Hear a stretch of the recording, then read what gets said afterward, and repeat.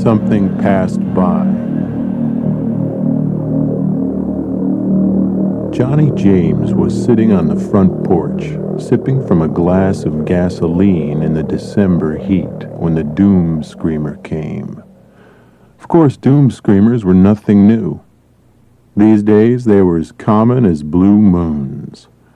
This one was of the usual variety, skinny-framed with haunted dark eyes and a long black beard full of dust and filth. He wore dirty khaki trousers and a faded green Izod shirt, and on his feet were sandals made from tires with the emblem still showing, Michelin. Johnny sipped his Exxon Super Unleaded and pondered that the doom screamer's outfit must be the yuppie version of sackcloth and ashes. Prepare for the end. Prepare to meet your maker. The doom screamer's loud, booming voice echoed in the stillness over the town that stood on the edge of Nebraskan cornfields.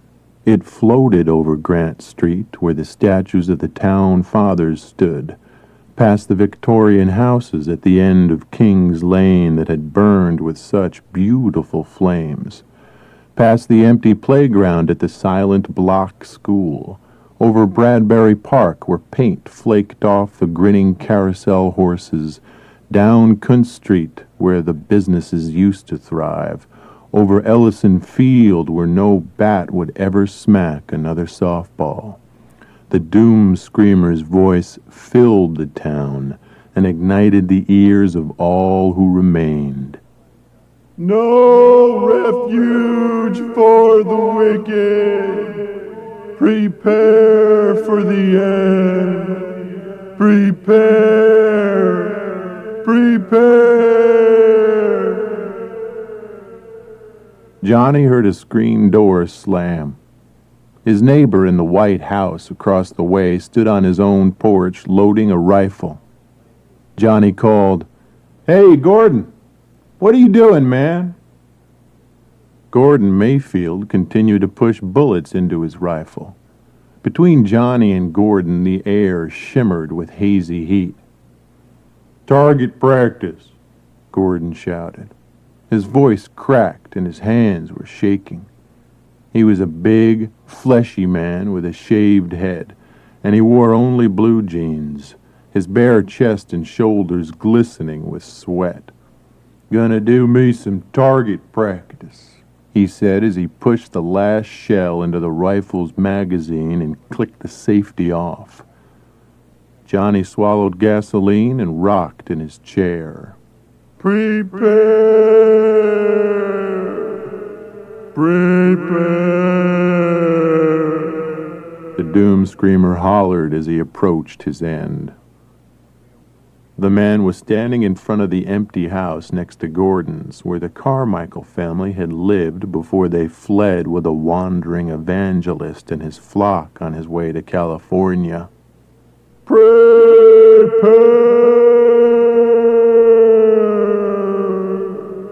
The doom screamer lifted his arms, sweat stains on his Izod, and shouted to the sky, "Oh, ye sinners, prepare to..."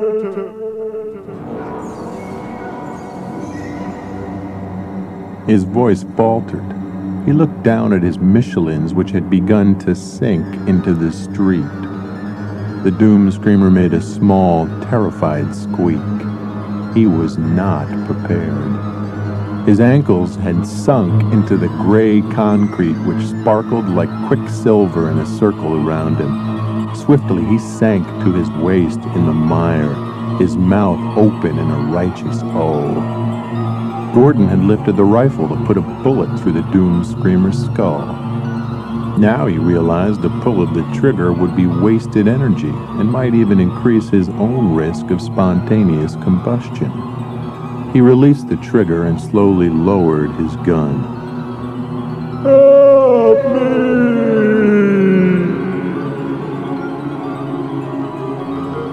The doom screamer saw Johnny and lifted his hands in supplication.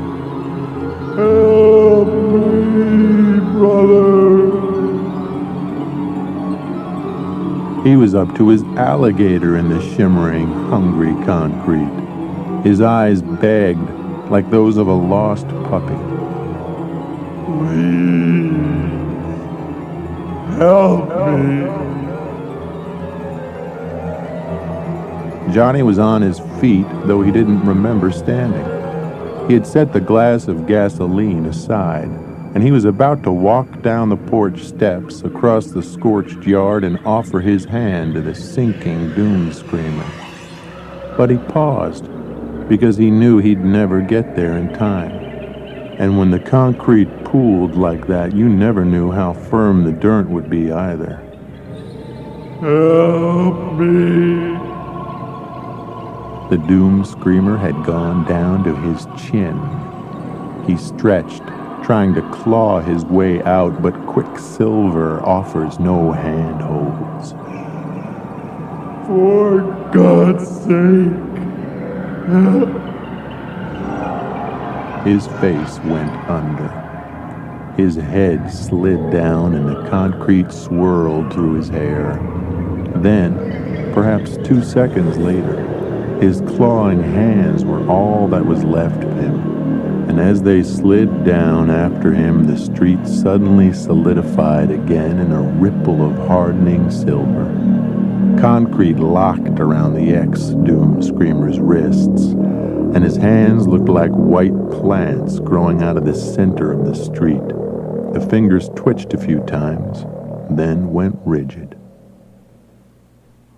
Gordon went down his steps and walked carefully to the upthrust hands, prodding his path with the rifle's barrel. When he was certain, or as certain as he could be, that the street wouldn't suck him under too, he knelt beside the hands and just sat there staring. What is it? What's going on? Brenda James had come out of the house, her light brown hair damp with sweat. Johnny pointed at the hands, and his wife whispered, "Oh, my God."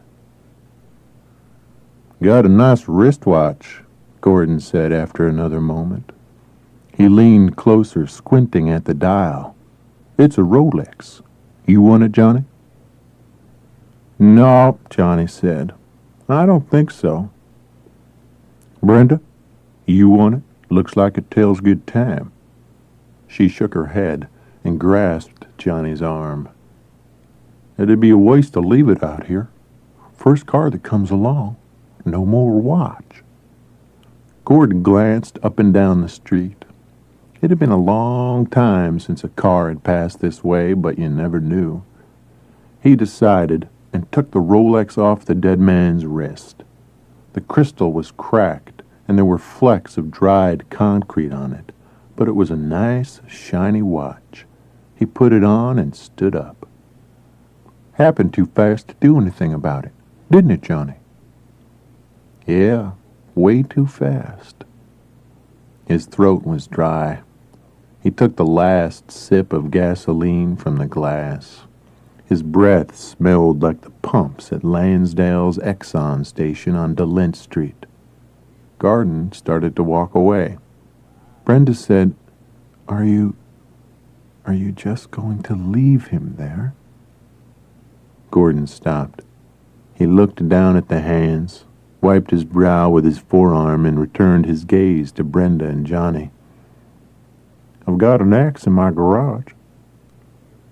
"Just leave him there," Johnny said, and Gordon nodded and walked up his porch steps, still testing the earth with the rifle's barrel. He sighed with relief when he reached the porch's sturdy floor. "Poker game at Ray's tonight," Gordon reminded them. "You gonna make it?" "Yeah, we planned on it." "Good." His gaze slid toward the white hands, then quickly away again. "Nothing like winning a little cash to take your mind off your troubles, right?" "Right," Johnny agreed. "Except you're the one who usually wins all the money." "Hey, what can I say?" Gordon shrugged. "I'm a lucky dude." "I thought I'd bring JJ tonight," Brenda offered in a high, merry voice. Both Johnny and Gordon flinched a little. "JJ needs to get out of the house," Brenda went on. "He likes to be around people." Sure." Gordon glanced quickly at Johnny. "Sure, Brenda. Ray won't mind. I'll see you folks later, then." He darted another look at the white hand sticking out of the street, and then he went into his house, and the screen door slammed behind him. Brenda began to sing softly as Johnny followed her into the house, an old nursery song, one she'd sung to J.J. when he was just an infant. "Go to sleep, little baby. When you wake, I'll give you some cake. You can ride the pretty little pony." "Brenda, I don't think it's a good idea." "What?" She turned toward him, smiling, her blue eyes without luster. "What's not a good idea, hon?"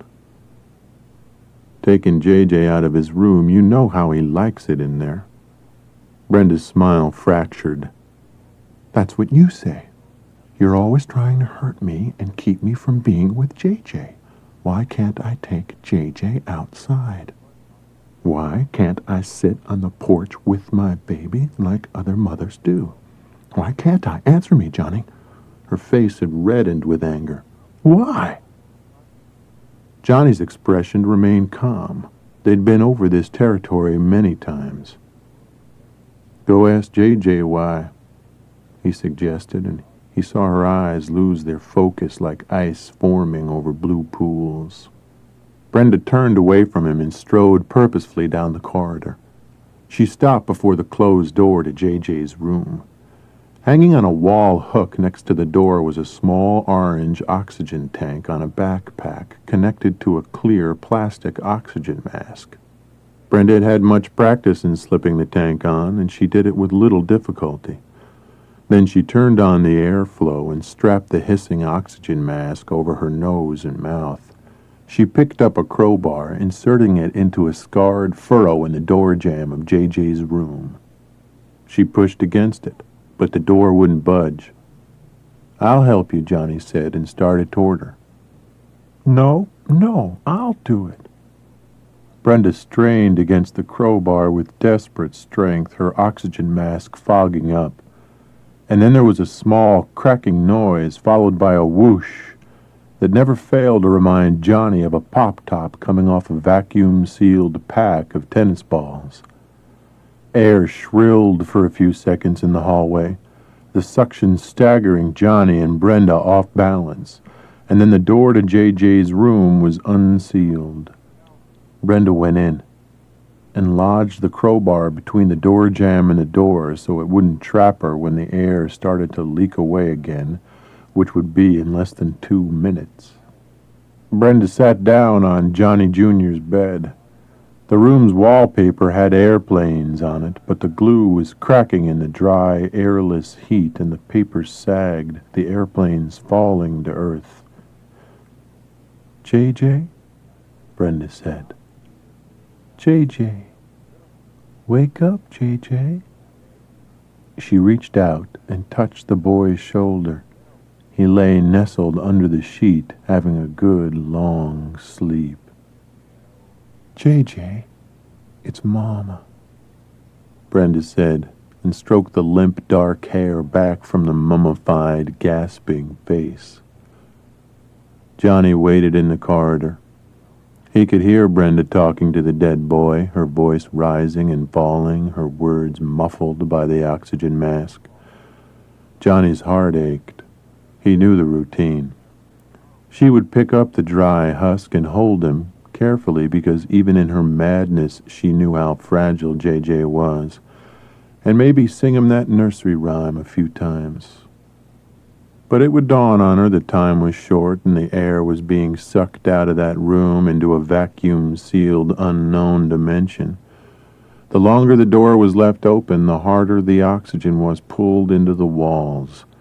If you stayed in there over 2 or 3 minutes, you could feel the walls pulling at you, as if they were trying to suck you right through the seams. The scientists had a name for it, the Faro effect. The scientists had a name for everything, like concrete quicksand and gravity howitzers and Hewtomic blast, among others. Oh, those scientists were a real smart bunch, weren't they? Johnny heard Brenda begin to sing in an oddly disconnected, wispy voice. Go to sleep, little baby. When you wake, I'll give you some cake. It had happened almost 2 months ago. JJ was 4 years old.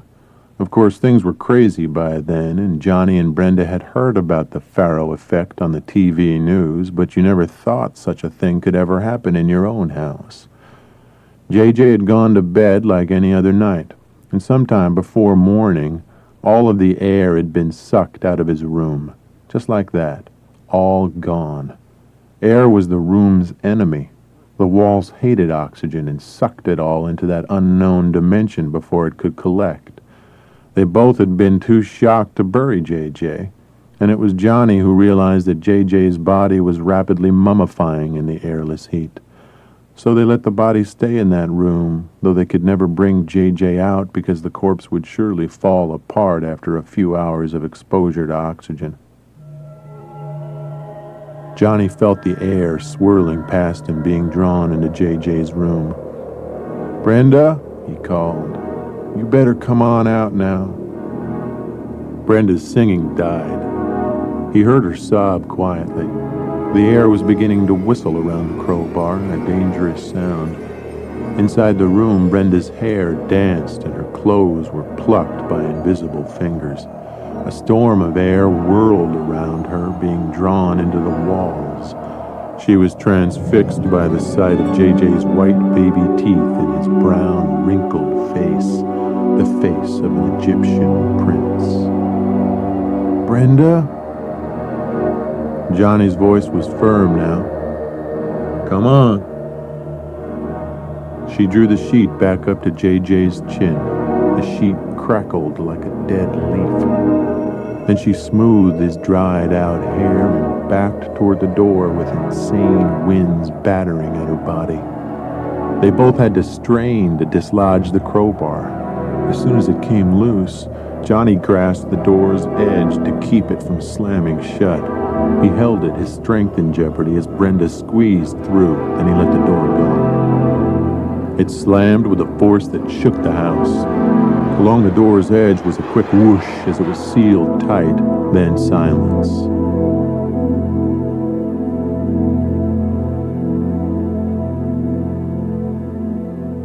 Brenda stood in the dim light.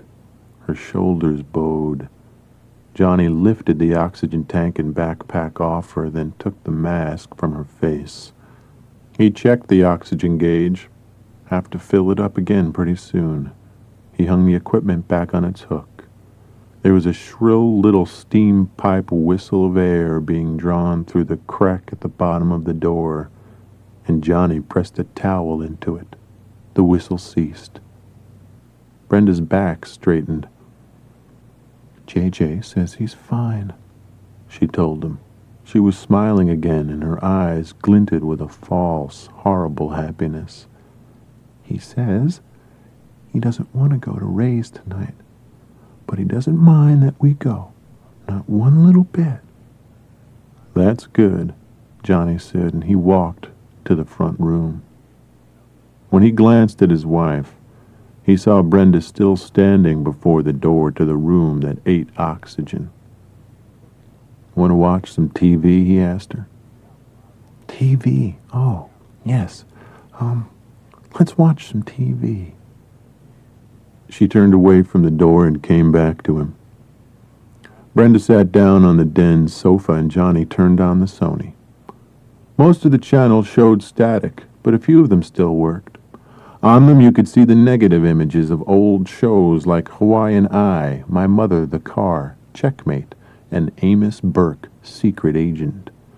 The networks had gone off the air a month or so ago, and Johnny figured these shows were just bouncing around in space, maybe hurled to Earth out of the unknown dimension.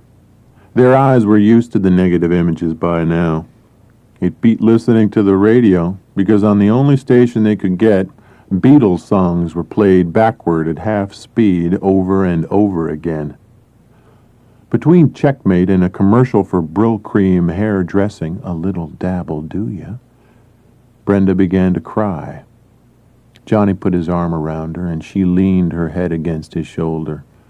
He smelled J.J. on her, the odor of dry corn husks burning in the midsummer heat, except it was almost Christmas time. Ho, ho, ho.